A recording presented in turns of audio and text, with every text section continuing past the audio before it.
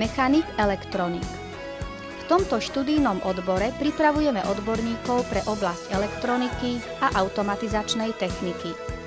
Počas štúdia získajú vedomosti a zručnosti pri návrhu a realizácii automatizovaných systémov pomocou elektronických prístrojov a výpočtovej techniky.